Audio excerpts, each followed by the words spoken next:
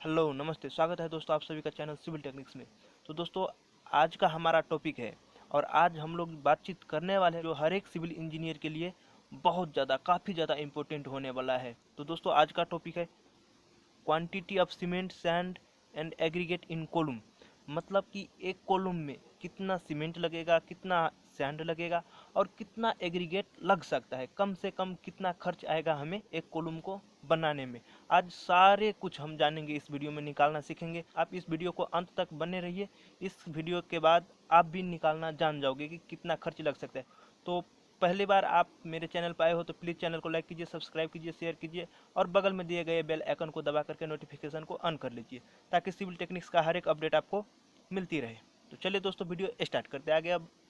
हाँ तो फ्रेंड्स यहाँ पर आप देख रहे हो quantity of cement sand and aggregate in column. मतलब कि जैसे कि मैं एग्जांपल के लिए यहाँ पर एक कोलूम ले लिया हूँ जिसका जो है 9 इंच बाय 12 इंच है और ये जो कोलूम है उसका हाइट 10 फीट। इसके हिसाब से 10 फीट रखते हैं कि ज़्यादातर हमारा जो बिल्डिंग बनता है वो बिल्डिंग के हिसाब से, जैसे कि हमारा बिल्डिंग का 10 फीट हाइट होता है, ठीक, तो हमारा कोलूम का भी हाइट 10 फीट ही होगा। तो यहाँ पर हाइट 10 फीट ले लिया हूँ और 9 इंच बाय 12 इंच का हमारा कोलूम का साइज है।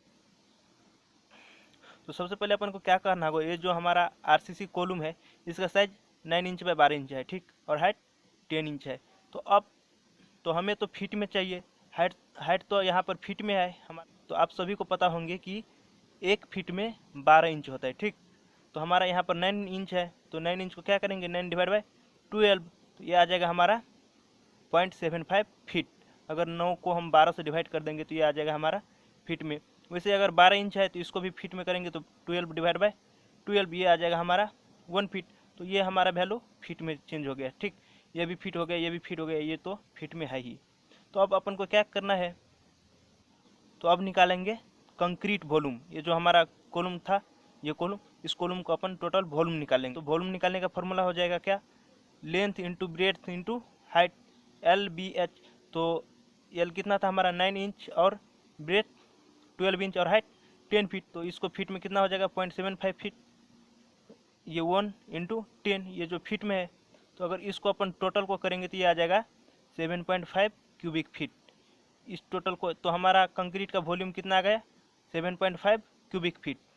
तो दोस्तों आपको ये ध्यान रहे, तो ये जो हमारा आया ये वेट वॉल्यूम है, क्योंकि यहाँ पर हमारा सारे चीज़ मिक्स है, वाटर भी मिक्स है और सारे चीज़ मिक्स में आया, तो ये हमारा वेट वॉल्यूम है। अब देखेंगे कि इसमें जो ये जो हमारा कॉलम है, कॉलम में मिनिमम कंक्रीट कॉलम में 20 ग्रेड का, तो इस कॉलम में 20 ग्रेड का कंक्रीट यूज हुआ। तो कंक्रीट M20 ग्रेड का रेशियो कितना होता है 1:1.5:3। मतलब ये जो 1 है, 1 पार्ट सीमेंट हो गया और 1.5 पार्ट सैंड और 3 पार्ट एग्रीगेट। तो ये हो गया अपन को, तो ये हो गया cement sand and aggregate M20 का। इसको टोटल रेशियो कितना हो जाएगा, तो 1 + 1.5 + 3, तो टोटल आ जाएगा अपन 5.5। ड्राई वॉल्यूम में चाहिए, तो ड्राई वॉल्यूम में करने के लिए ये जो पहले अपन कंक्रीट को क्या होगा, concrete dry volume is 54% more than wet volume. ये जो हमारा ड्राई वॉल्यूम है वो 54% क्या होगा, हमारा वेट वॉल्यूम से ज़्यादा होगा, ठीक। अब देखिए अब क्या करना होगा, अब हमें वेट वॉल्यूम को ड्राई वॉल्यूम में कन्वर्ट करना होगा। क्यों, क्योंकि हमें जो मार्केट में मटेरियल्स मिलता है वो ड्राई वॉल्यूम के ही फॉर्म में मिलता है, तो इसलिए हमें वेट वॉल्यूम को ड्राई वॉल्यूम में कन्वर्ट करना पड़ेगा। तो इसको कन्वर्ट करने, तो ये जो हमारा वेट वॉल्यूम आया था कितना 7.5 क्यूबिक फीट, और जो हमारा ड्राई वॉल्यूम निकालने का फॉर्मूला है 1.5, और क्योंकि 54% जो हमारा ज़्यादा होता है, ठीक, तो 1.54 से इसको मल्टीप्लाई कर दिया। ये कांस्टेंट वैल्यू है 1.54, तो 7.5 इंटू 1.54, अगर इसको करेंगे अपन तो ये आ जाएगा 11.55 क्यूबिक फीट। मतलब ये हमारा ड्राई वॉल्यूम हो गया, मतलब उस कॉलम का वॉल्यूम ये हो गया हमारा ड्राई वॉल्यूम, ठीक। तो इतना कुछ आने के बाद अब हमको निकालना है कि कितना सीमेंट लगेगा, कितना सैंड लगेगा और कितना एग्रीगेट लगेगा। तो चलिए वो भी देख लेते हैं। अब सीमेंट, पहले सीमेंट कैलकुलेट कर लेते हैं। सीमेंट का फॉर्मूला क्या हो जाएगा निकालने का, ratio of cement divide by total ratio into dry volume. जैसे कि क्या था रेशियो 1:1.5:3 था, ये सीमेंट सैंड और एग्रीगेट, सीमेंट सैंड एग्रीगेट था, तो अपन को सीमेंट चाहिए, तो यहाँ पर 1 है, तो क्या हो जाएगा 1 डिवाइड बाय टोटल रेशियो 5.5।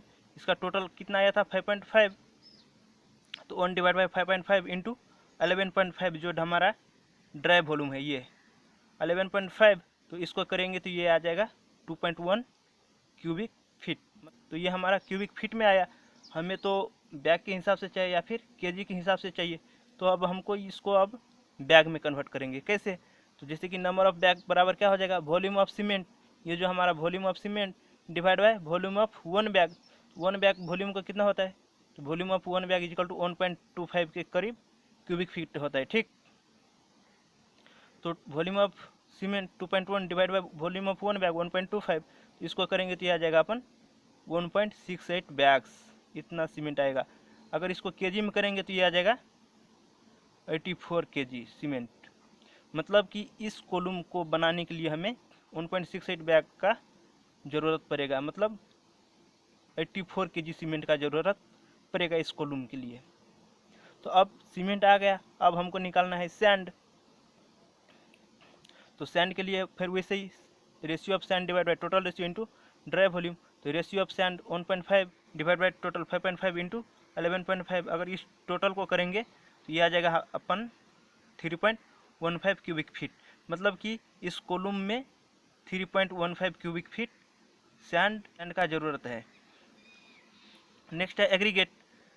तो एग्रीगेट को फिर वैसे ही निकालेंगे, ratio of aggregate divide by total ratio into dry volume.